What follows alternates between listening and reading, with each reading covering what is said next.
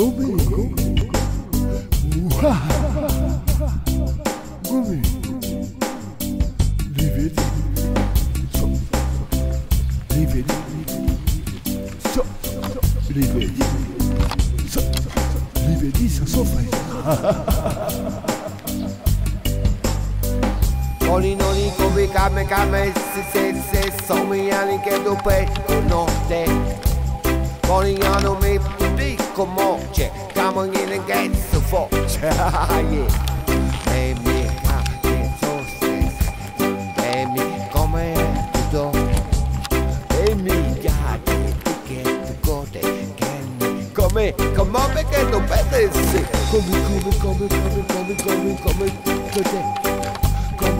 Come la sole o me como te come che tu vedi tu me han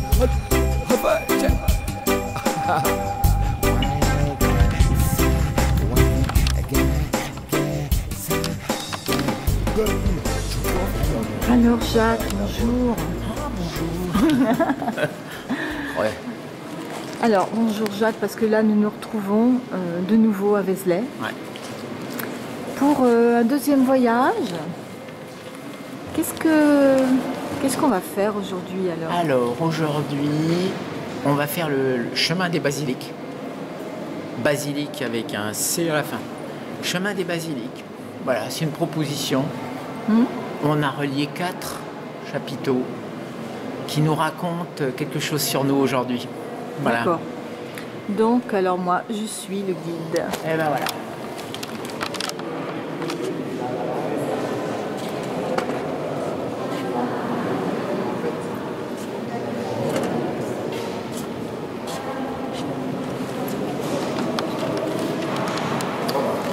À Toujours chaque ce fois, petit signe. Chaque fois que je viens, je mets une petite fleur.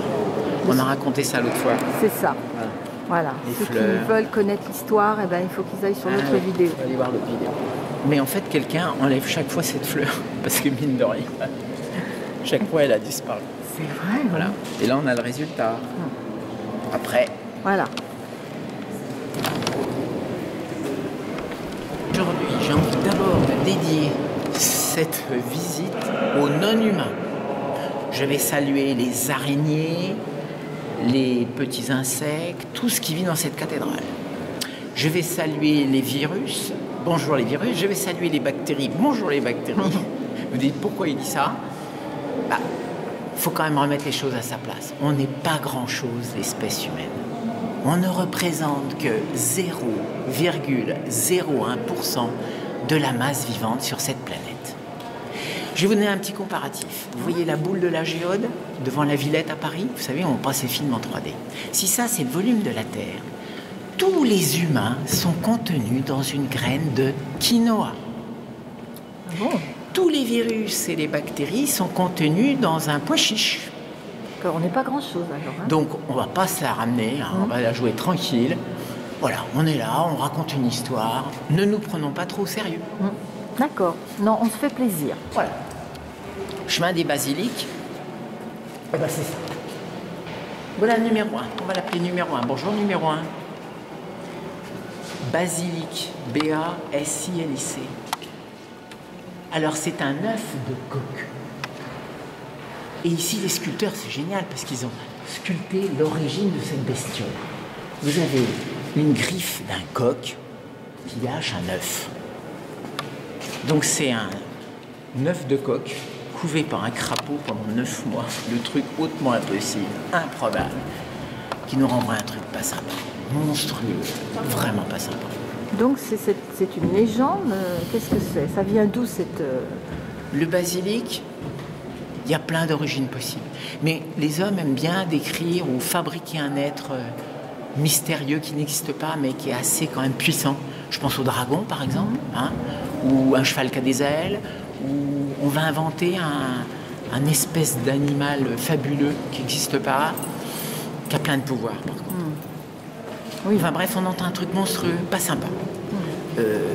Moi, je dis c'est un truc qui est tout mélangé, comme de la lave, noire, en ébullition. Moi, j'appelle ça le désir. Désir, Ici d'ailleurs pour entrer, on a 4 autres outils. Mais on les a racontés dans le film Oui, l'autre, précédent. Donc, qui s'appelle Le chemin des fleurs. Qui s'appelle Le chemin des fleurs. Donc pas sympa. Et quand on regarde bien, il a une queue bizarre, mais je t'en dirai un peu plus tout à l'heure. Là on reconnaît quelque chose et là on n'a pas sa tête. Donc c'est bien intéressant, on n'a pas sa tête. La tête, vous allez le voir dans le plan suivant. Et moi j'ai une image quand même, j'ai une idée. Pourquoi tout d'un coup ça m'a interrogé? C'est que plein de dieux, il a une tête épouvantable lui, hein, je vous raconte pas, je vous la ferai presque grimaçant et tout. Plein de religions font des dieux qui ont une tête d'animal. Je pense aux Égyptiens, je pense aux Indiens, le dieu éléphant, mais les Égyptiens, Horus, etc. Petite référence, si vous voulez voir comment ils sont beaux, bien dessinés, la bande dessinée de Bilal, la foire des immortels. Il parle de ces dieux qui ont une tête d'aigle, une tête de serpent. Et on voit que le corps qui est dessous de l'humain, il ne fait pas grand-chose. Il est sous le commandement de l'animal qui le représente. L'animal totem, presque. L'animal totem, on pourrait dire archétype. L'aigle, la vue, qu'est-ce qu'on pourrait dire? Un éléphant, c'est la lenteur, mais la marche, il faut qu'il se déplace pour manger ses 150 kg de fourrage par jour. Il n'a pas le droit, il ne peut pas rester sur place. Le serpent, qui a un côté quand même tentateur, etc. En tout cas, voilà. Donc, les Égyptiens, c'est pas des dieux rigolos, hein. Sauf qu'à la fin, les Égyptiens vont sculpter un dieu à l'envers. Hop, on va prendre ça en retour. Une tête d'homme sur un corps d'animal. Ça s'appelle le sphinx. Et quand on regarde bien, c'est le corps d'un lion. Le lion, c'est le roi de tous les animaux. C'est comme si... Et une tête d'homme. Maintenant, le patron, c'est moi. Je lui donne une direction à toute cette énergie, cette pulsion de chaque animal. Moi, Jacques, je suis tous les animaux de la Terre. J'ai à l'intérieur la lenteur, la marche, peut-être la perfidie du serpent, la vue de l'aigle. Mais seulement, je lui donne une direction, je deviens le patron. Et à Vézès, je me suis dit, ça serait quand même sympa qu'ils aient fait la même chose chez les chrétiens. Et ils ont fait la même chose. Et on a même les étapes intermédiaires. D'accord.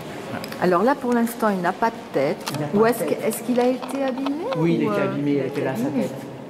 Et puis ça tombe bien parce que, comme ça va nous obliger à chercher la tête. Et voilà. Et vous avez vu, par contre, il est tout seul. Il est tout seul. On est du côté nord, on est du côté de l'entrée.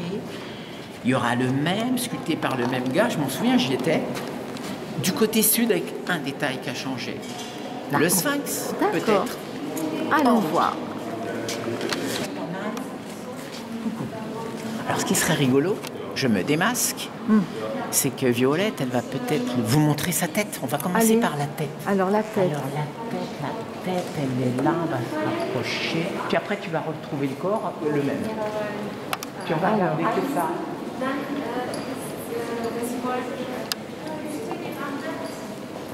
Gros plan sur la tête.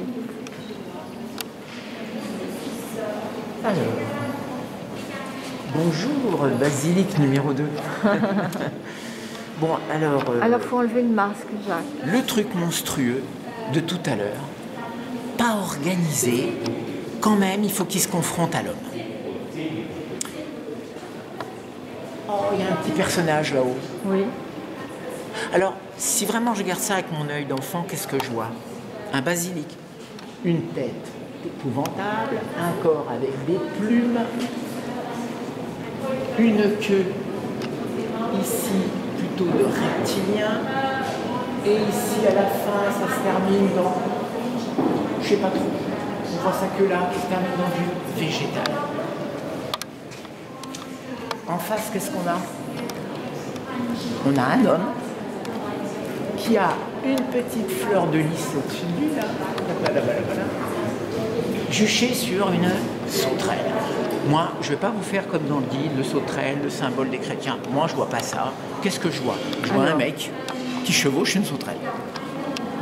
Voilà.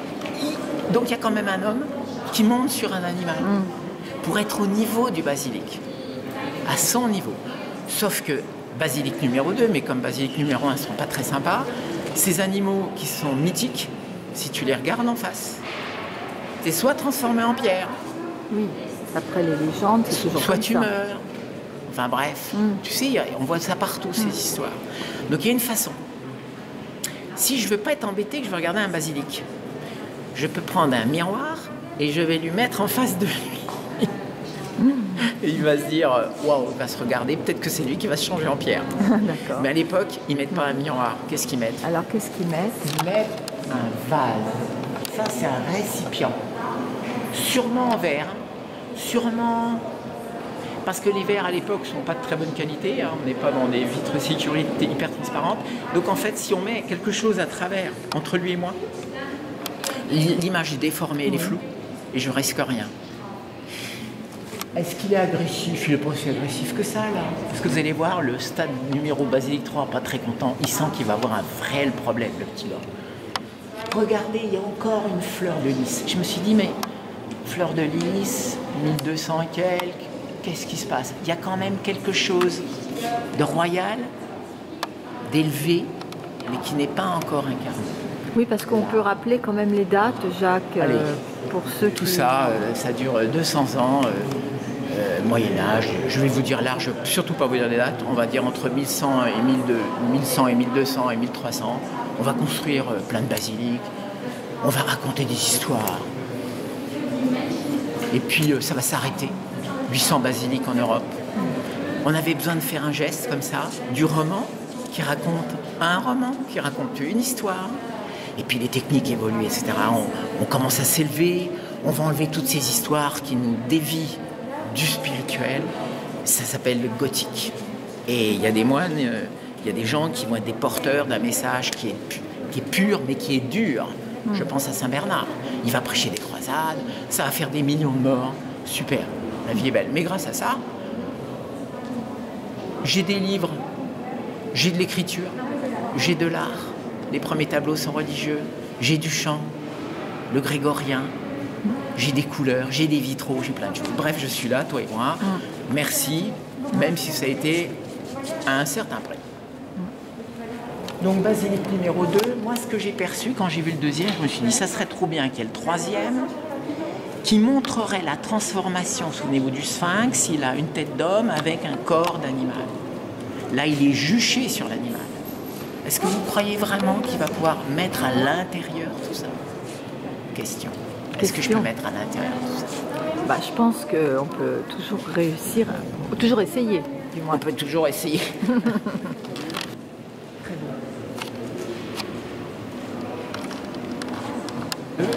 On est du côté nord, on est du côté des graines et des feuilles, on passe du côté des fruits et des fleurs. J'ai cherché basilic 3. Basilic 4, j'ai commencé par la fin, puisqu'il est le pendant de basilic 1, il est dehors, avec un détail qui a changé. Et là, on va voir la transformation. Donc là, on va au basilic 3. On va au numéro basilic 3, d'ailleurs, vous verrez, il y a marqué basilic. Ah oui.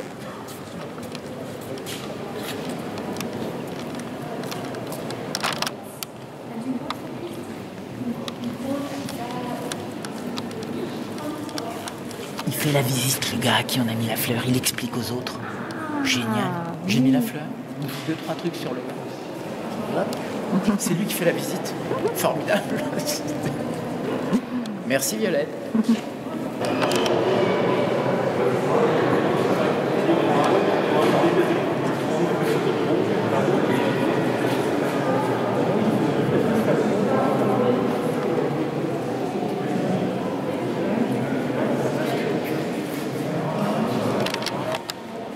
Donc basilic 3. Bonjour basilic 3. On est du côté sud, près de la sortie. Trop bien. Il est bien là.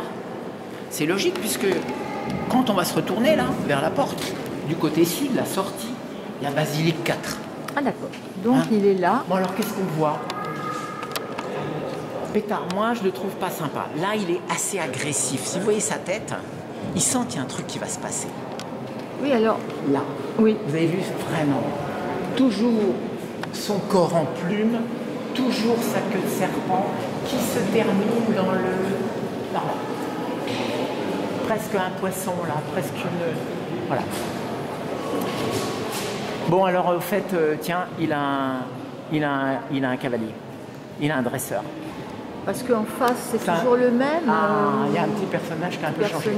Mais ici, Il a son guide. Il a quelqu'un dessus. Alors je veux dire honnêtement, je le sais, je l'ai vu il n'y a pas si longtemps. Ça fait 3 mois, je regarde ce truc depuis 20 ans. C'est que 3 mois j'ai vu le guide. Non. Et puis je me dis, waouh, formidable le guide. Il va se casser la figure en arrière. Vous avez vu qu'est-ce qu'il a là sur le côté. Oui. Alors Regardez qu'est-ce bien qu'il ce a qu'il là? Il a une boule. Alors, Il moi tient une boule. j'ai essayé de faire ça avec mes bras. J'ai pris un rendez-vous chez l'ostéo direct. Ah ouais. Impossible à gérer. Il a une boule et qu'est-ce qu'on voit dans ce geste? Est-ce que c'est... Je suis entraîné en arrière par ce poids incroyable que je vais me faire avoir ou est-ce que je veux te le lancer? Je ne sais pas. À vous de Oui, choisir. mais en même temps, il est dessus. Il est dessus, lui. Donc on va commencer... Alors, de l'autre côté, si la transformation... Mon petit personnage qui est monté dessus, peut-être que le bas de son corps est déjà un animal. Eh bien, allons voir. Magnifique. Trop bien. Super. L'histoire, ça marche. Alors, C'est une proposition. Regardez bien, il a toujours son vase. Vous le voyez? toujours, oui. Il a toujours son vase quelque chose. pour regarder. L'autre est très agressif. Il sent qu'il va se faire avoir, à mon avis, que ses jours sont comptés. Il va se faire intégrer ou désintégrer. Et regardez, qu'est-ce qu'il a sur sa tête? Tout à l'heure, Une couronne, il un avait genre de couronne. la couronne royale. On avait les fleurs de lys tout à l'heure. Maintenant, je me le suis mis sur la tête. Je commence à avoir de la force. Je me muscle. Je le regarde. L'autre n'est pas très content. Et j'ai commencé à intégrer le monde animal en bas de mon corps. Je suis aussi ces animaux. À mon avis, c'est un taureau. Allez. Est-ce que c'est un taureau? Oui, c'est un taureau. Allez, on dit que c'est un taureau. On voit les sabots. Et pourquoi le taureau Pourquoi alors le taureau?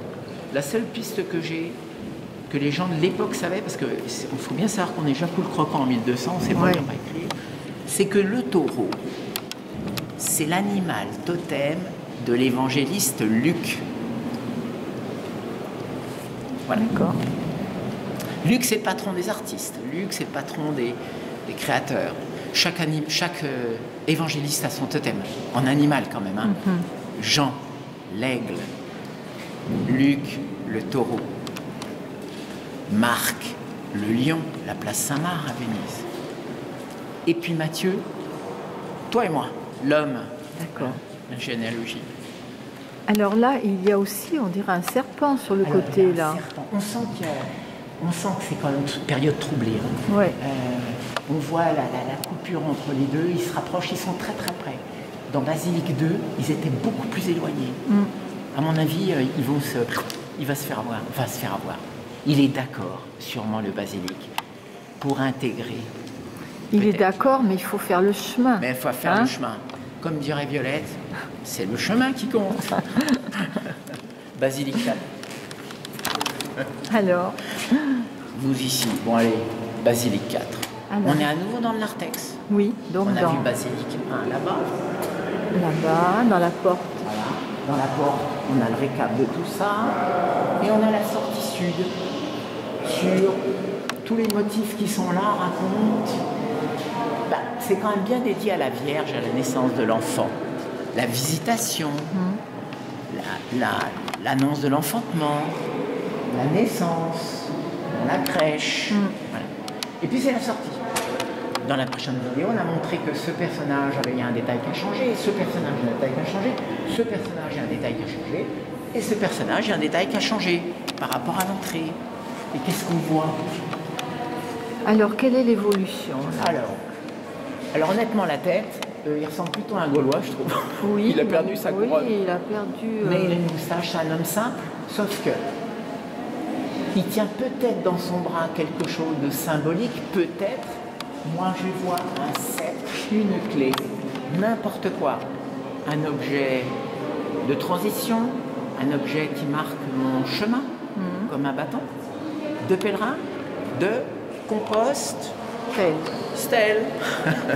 Compost à terre, le champ, stèle à les étoiles, le lien entre la terre et le ciel, ce que font les humains depuis des millénaires. Alors, par contre, il n'a pas de jambes non plus là. Il a quand Alors même. là, c'est encore plus magnifique. Mais avant d'aller voir juste cette petite chose, on regarde là. Pourquoi est-ce qu'à côté, j'ai un homme tout nu? Et qui se ferme les yeux alors. Je ne vois pas, je n'entends pas. Je suis tourné vers la sortie. Je suis totalement nu. L'expérience que j'ai faite de la transformation du basilic, de ce truc monstrueux à l'intérieur de moi, de ce truc qu'il faut que je donne une direction. Je ai remis de l'ordre dans du désordre, dans de l'énergie qui n'est pas canalisée. Là, elle est canalisée. Je suis tout nu, je n'entends pas, je ne vois pas. Je suis tourné vers la sortie. Mais j'ai fait cette expérience et je sors. Je suis mes 0,01% de la masse vivante. Je sors. Je fabriquais des objets comme ça. Incroyable. Ce petit grain de quinoa. Ouais, c'est curieux ce petit bonhomme là, Il est nu. posé Il est sur. prêt. Il nous rappelle notre condition réelle. J'arriverai nu sur la terre. Je repartirai nu sur de la terre. Le début et la fin. Mais en même temps, un peu dans l'ignorance, malgré la connaissance intérieure Oui. qu'il faut développer. Alors Il va falloir se mettre debout. Il va falloir ouvrir ses yeux. Ouvrir ses grandes oreilles qu'on a vues dans la vidéo d'avant. Ouais, Qui est le début du chemin. c'est ça. Je te montre un petit truc sur Ouais. l'histoire du chemin du basilic. C'est, je redis juste ça dans cette vidéo quand même. Au début, le mot péché dans les textes anciens de la Bible, ça veut dire amartia, qui veut dire celui qui manque sa cible. C'est-à-dire il y a quelque chose de désorienté. Pour accepter de remettre de l'ordre, faut-il encore comprendre qu'on y a du désordre, hein? Et si je fais l'état des lieux du désordre, du monde, du changement climatique, de la prédation de l'homme, de mon caractère insupportable, à ce moment-là, je peux essayer de remettre de l'ordre. Je vais vous montrer un truc, parce que c'est dans le chemin.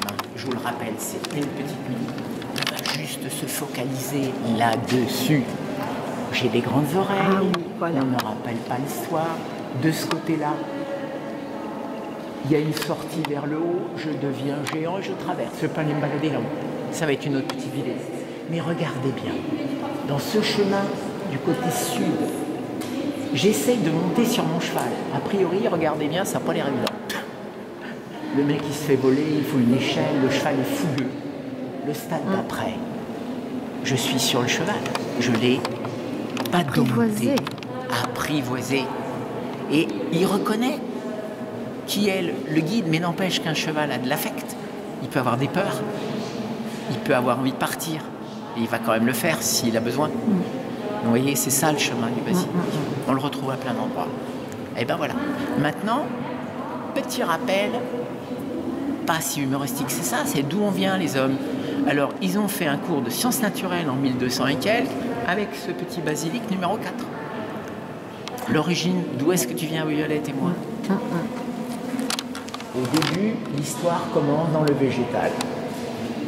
Sur la planète, il y a quelques millions d'années. Pas d'animaux, rien. On vit dans l'eau. Quelques petites trucs qui flottent épars. Ça s'appelle un poisson. Moi, je vois vraiment une queue de poisson. Ah. Après, on commence à avoir une petite arête qui s'ossifie, qui est un peu plus ronde que ça. Bah, ça pourrait être les batraciens, vous savez, les grenouilles et tout ça. Puis après, bah, l'ordre, c'est quoi? Les reptiliens. Ah, c'est les serpents, ils commencent à avoir des os. Oh, puis le stade d'après, c'est quoi? Eh ben, c'est les oiseaux. Puis le stade d'après, c'est quoi? C'est les mammifères. Touchant cette notion qu'ils ont sûrement. D'où l'on vient? De l'eau. On est poisson, on est batracien, on est reptilien et on est mammifère. On en a fait l'expérience pendant la grossesse en tant que fœtus.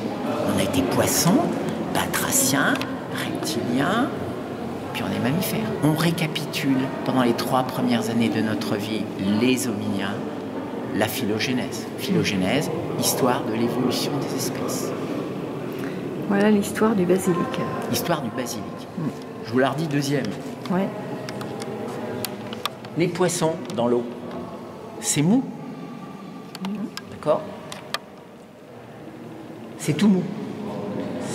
Les arêtes. Ah, les batraciens, ça commence à être un peu plus dur. Hein, ils commencent à avoir pas mal de cartilage. Et puis, un reptilien, c'est quoi? Ah, il commence à y avoir un peu d'os, mais il y a encore du cartilage. Et puis, alors au fait, c'est quoi un oiseau? Ah ben, je vole parce que mes os sont creux. Et je vole. Et après, les os se remplissent, je tombe par terre, je m'appelle un mammifère. il y a quand même quelque chose dans la phylogénèse, quelque chose d'un truc qui est complètement inconsistant et qui se condense, qui se densifie. Hein, je mets quelque chose à l'intérieur. Je mets debout et je mets tout ça dedans. Très bien. Voilà. Super pour le basilic. Oui, super. Hein. Franchement, quelle belle... Donc peut-être, c'est une proposition touchante. On aurait fait comme les Égyptiens. Mais bien sûr, il y a bien le zodiaque là, qui vient des Babyloniens 3000 ans avant Jésus-Christ. Je pense que tout le monde a eu la conscience de... On vénérait les animaux, on vénérait les éléments naturels. Hein. Beaucoup d'initiations d'adolescents dans des tribus africaines se font, il faut aller tuer une bête. Il faut même peut-être boire son sang, mettre un trophée sur soi, m'approprier sa force, sa qualité. Chaque animal a une qualité. Moi, je suis tous les animaux de la terre, plus quelque chose d'indicible qui fait que je raconte cette histoire. Merci Jacques pour cette belle histoire du basilic. Donc on se retrouvera pour un autre chemin. Le premier chemin, le temps. Le temps. On se retrouve pour le temps suspendu, le temps de Chronos avec le sablier et le temps de Kairos avec le cadran solaire. Bon. Bonne journée. Merci beaucoup Jacques, à bientôt.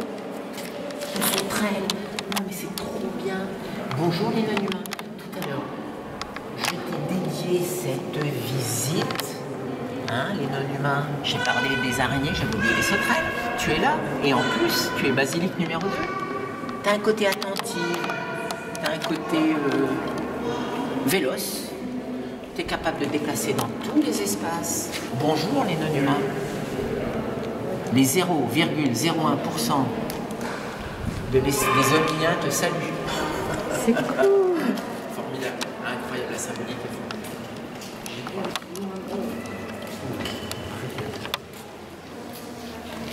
Magnifique. Magnifique. Tu te rends compte, c'est bien la seule première fois de ma vie, en 30 ans que je viens ici, que je vois quand même une sauterelle dans l'église. Tu les as appelés? Je les ai appelés. Ah ouais, c'est ça, je les ai appelés. Ouais. Bonjour les non-humains. Allez, va faire ton chemin. Tranquille. Si t'es là, je ne vais pas te changer ton chemin. Si elle peut partir, si elle est d'accord, elle montera sur ma main. Si elle n'est pas d'accord, elle a envie de rester là, elle restera là. Oh! Alors là, formidable. Elle a enjambé, elle a volé par-dessus. Ça me fait penser au seuil du côté sud, du petit tympan. Il y a un seuil pour sortir. Bon, il y a une marche qu'on voit de là. Alors que du côté nord, on descend dans un trou. T'as vu? Non, elle va rester là. Allez. Bon, allez. Allez, super. Go,